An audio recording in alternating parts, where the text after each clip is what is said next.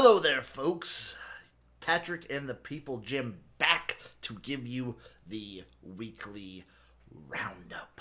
Let's go. There's a lot of football stuff to talk about. Come on. It's XFL Jim on Patrick and the People.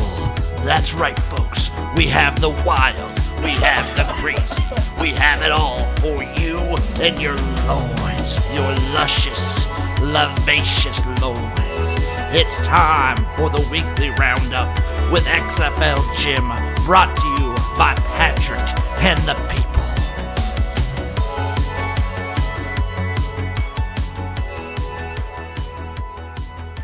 Starting off, we got to talk about Nico. We got to talk about college football. We got to talk about the transfer portal. Nico leaving Tennessee. Nico Iamaleava, or as we're going to call him, Nico Amaliva, decides to leave Tennessee because they didn't pay him enough. He apparently wanted around $4 million for the year. He was getting like an $8 million over so many year contract or whatever. And Tennessee said, nope. Josh Heupel said, nope. We're not going to do that. So he takes his talents out elsewhere. Looks like he's heading over to UCLA to join up with them and see if he can kind of make some things work there. Obviously, he's not going to be getting paid what he could have been and what he was getting at Tennessee. And it kind of put everything in the forethought of everyone's mind. It brought everything to light of what is the transfer portal doing? What is NIL doing to college athletics? Is it a good thing? I say no, but I don't say no because the players are getting paid. I think the players deserve to get paid. I think it's high time that the players got paid.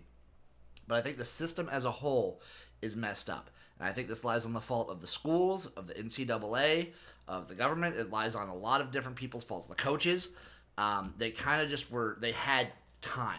They've had years and years and years of time to put a system in place that makes sense and has rules and has guidelines and has contracts, and they haven't done that.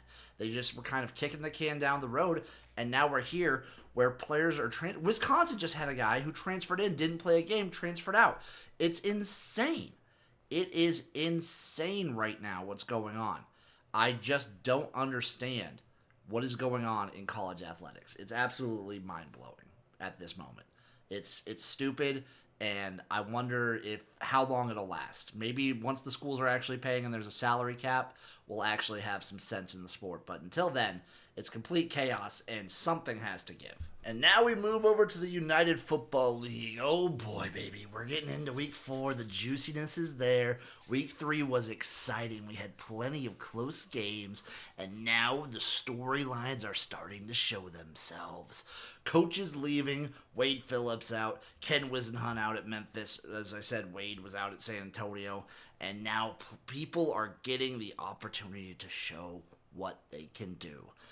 But there's exciting stuff going on. I wonder if they can keep the momentum from week 3. I wonder what they can do going into week 4. The Easter Sunday. Will the league rise from the ashes that some people have put them in and make an exciting weekend of football? I say yes. I say yes. Oh boy. I'm just getting lit up thinking about it right now. Game number 1, we have the Showboats versus the Panthers. Memphis Showboats, Michigan Panthers taking on each other for the second time in 4 weeks. Memphis is in a quandary. Their head coach, Ken Wisenhunt, is out for personal reasons. I think it's because he's a time cop. But now they go to Detroit to take on the Panthers, who are, they're feeling pretty good. They got their starter. They got Bryce Perkins in there. The defense is mean, and they might get some momentum going. But you can't count out the Showboats, folks. You can't count them out. They have a good defensive front. I think maybe they have their quarterback right now. And, I like what they've been doing. The head coach from Memphis, the interim's been doing some good stuff. He was, pretty decent in week 1. They got to figure some things out. This is going to be a very interesting and telling game for each of these teams. I just hope Memphis keeps it close. Game number 2, we have the St. Louis Battlehawks taking on the Arlington Renegades. Both teams in the XFL division who suffered a bad loss last week. The Renegades, close 1-point loss to the Stallions. The Battlehawks got blasted in the ass by the DC Defenders. And now they are both looking to jump back up and figure out what they can do to get this season underway. Both teams love to run the ball. I do think the Renegades have a slight favor when it comes to stopping the run, so I kind of like the Renegades in this spot. Battlehawks, they've coming off of 2 home games. Now they got to go play on the road again. I like Arlington. I like what Stoops has been doing with them. I kind of want to take the Renegades here. Saturday afternoon, 12:30 Central Time. Give me the Renegades. It's going to be close. I think this is the potential to be the most high-scoring game. I think both teams are going to love to run the ball. But I do think that they have capable passing offenses if they need to. I think Luis Perez and Malik Willis will be able to throw the ball as needed as well. Game number 3, Birmingham Stallions, Houston Roughnecks. This is a classic. This goes back to the Houston Gambler days of 2022 and 2023. The Gamblers were always the team, no matter how bad they were, and boy were they bad. They would always play the Stallions close, and I think that remains true now. Nolan Henderson looked good last week. I think he continues that against a team like the Stallions, who are kind of reeling a little bit and not able to do much against the run. I think that opens up the passing game for Houston. I still think Birmingham is on the right track. I think they get the win, but they're looking way worse this year than we have seen in previous iterations. And game number 4, the Brahmas versus the Defenders. San Antonio versus DC. Again, the Brahmas kind of, with all the news with Wade Phillips having to step down, can Pardee, their tight ends coach, sort of take the reins and make some things happen. And DC, they've been having an interim the whole time. And now with with Dr. Heat stepping out last week and his son taking over, their defense looked like it didn't miss a beat. But maybe against the Brahmas, maybe it's surging. I don't know. DC's riding high. The last time DC was looking this good was 2023 when they went on a huge streak in the XFL and were just like on fire.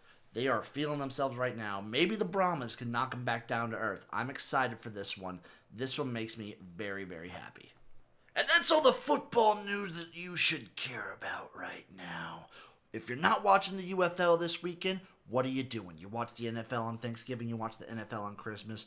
I don't want to hear about holiday BS from you.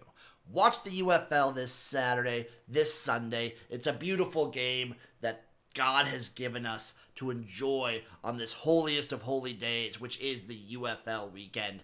Enjoy it, enjoy me, and enjoy everything that spring football has to offer. I'm Patrick of the People Jim. I'll see you guys next week for another roundup. Stay sexual.